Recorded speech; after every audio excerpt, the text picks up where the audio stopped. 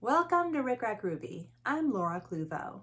Today we will be making a stocking Christmas ornament. This stocking features ribbon from Renaissance Ribbon and designed by Mary Engelbreit. It's fun and easy, so let's get started. I could not resist ordering this package of Mary Engelbreit Christmas ribbons from Renaissance Ribbons. There are 5 pieces, varying widths, and each piece is a yard. So to me, that's not a lot of ribbon. I like having a lot of ribbon, a generous length of ribbon, and these being only 1 yard a piece, I really appreciate because it causes me to be more creative. So the first project that I wanted to try was a stocking. I like starting with a stocking for any new collection because it's a familiar project to me and it's kind of fun to figure out the best proportions for whatever fabric or ribbon or lace I'm working with. And I want to use the Scotty dogs, they're so cute, for the cuff. And I'm looking at them and I can see that these are boom, boom, boom, like little soldiers all facing the same way, and they're about 1 inch.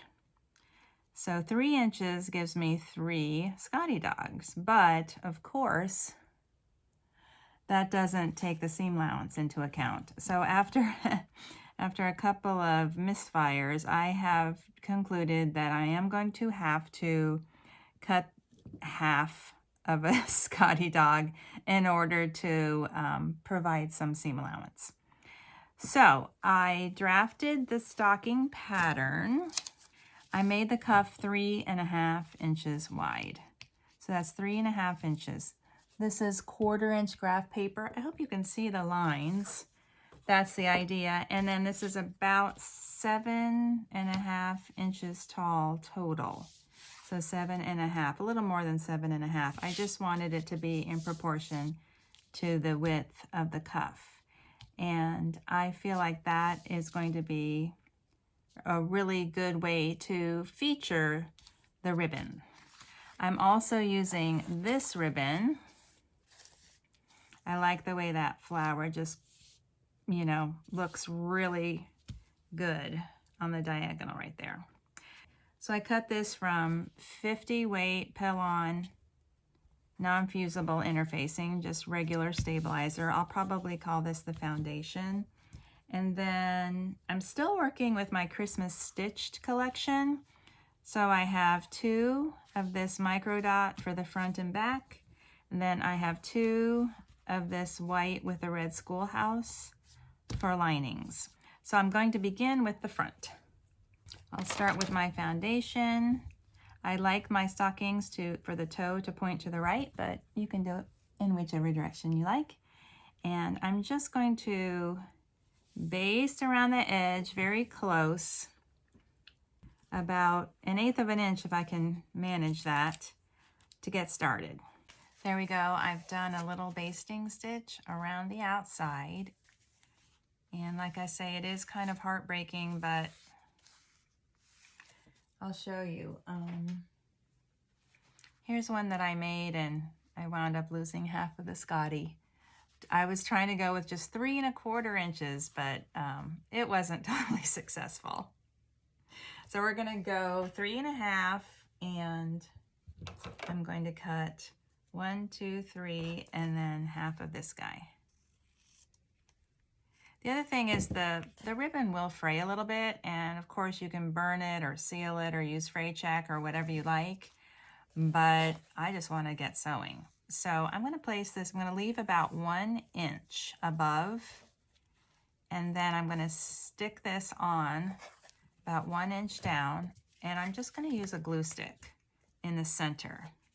I'm going to sew it with a machine blanket stitch. So it's a decorative stitch. On my Bernina, it's stitch 1309. It's a blanket stitch, just a single blanket stitch, and I'm just going to use the stitch right out of the can. I'm not making any adjustment to it because I think it's the right proportions, and it just looks pretty good. Now let's see.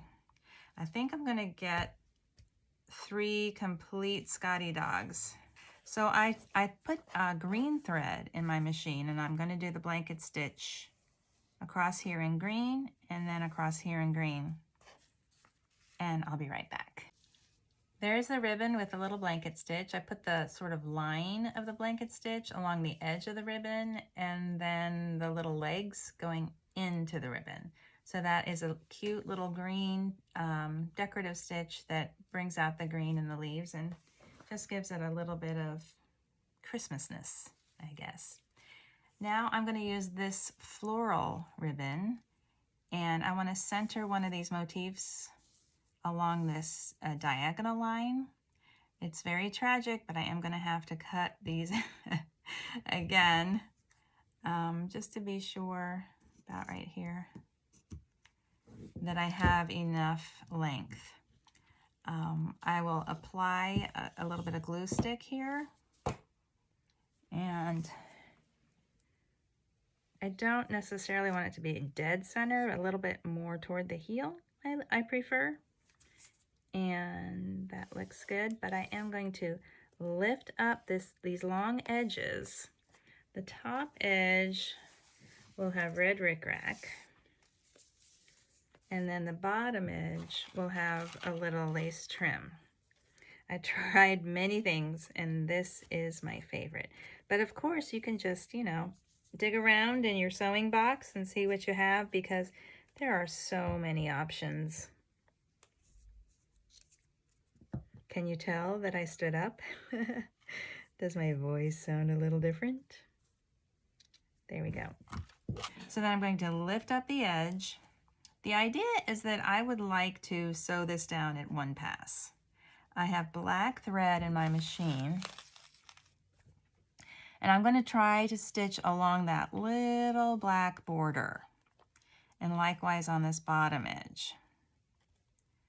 So I will be pinning this carefully and stitching along the black border in an effort to secure the ribbon and the lace to the foundation in one pass. We'll see how it goes.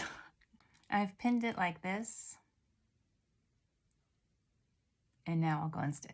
There we go. I managed to stay right on that black border. Here's how it looks on the back, and I'll just trim this away, and the front of the stocking is basically done. We just have to assemble it now.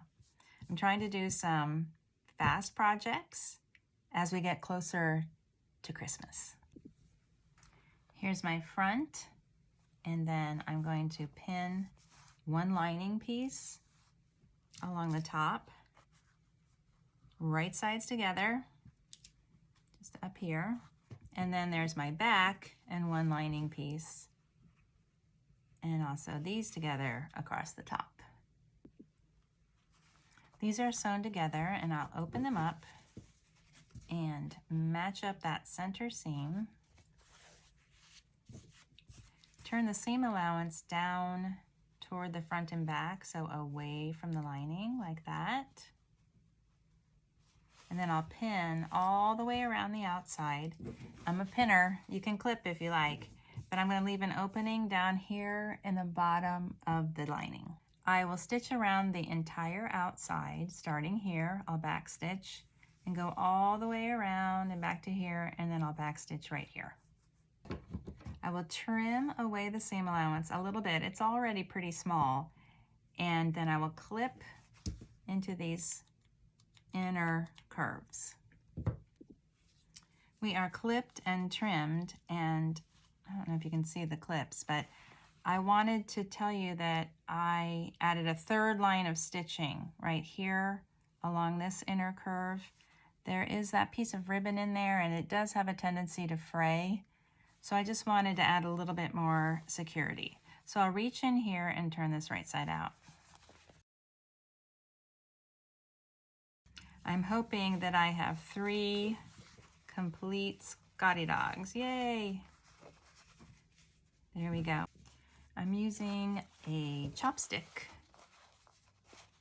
to reach down into those curves. I just want to make sure it looks nice and smooth. And also in the lining, although the lining is not as important and I wasn't quite as accurate, you might notice that it looks like the houses are upside down, but when I tuck them in, they'll be right side up in the lining. Now I'm going to take this over to my iron and press it nice and flat. There we go, this is pressed, and I turned under the seam allowance and pressed that nice and flat, the opening right there. Now I'm going to top stitch this, and you know, if I were a perfectionist, I would switch to that off-white colored thread, but I'm just going to do it with my red thread because I am anxious to finish. Now don't worry, your home ec teacher is not going to grade you on how you finish this, this bottom opening. So we'll just turn it inside. I'm going to reach for my chopstick again, just to make sure I get that all the way into the toe. I kind of like if there's a little bit of the edge of the lining showing right along the top, but it doesn't have to be that way. It will tuck all the way in if you like. Now I have a needle that is threaded with red and white baker's twine. So I'm going to sew a hanging loop right here, just behind that side seam, just straight through. I like a long hanging loop. You can make it however you like. Then I just take both ends and tie an overhand knot. Boop, like that. And then for the final touch, I'm going to tie a bow, a nice long piece, probably a yard of the same baker's twine. I'm going to loop it through the hanging loop. I try to keep the knot here at the top and then the center of this strand there. And then I'm just going to tie a bow.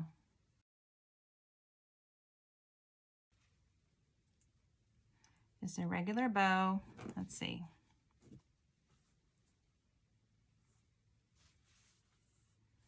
Yeah, let's make sure that the loops are longer than the cuff. There we go. And then I'll trim off the streamers, tie an overhand knot into each end. And then I'm going to open up the bow and secure the center with just a smudge of hot glue.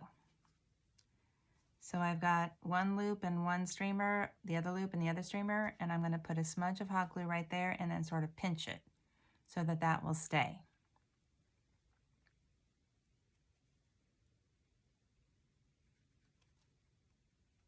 Like that.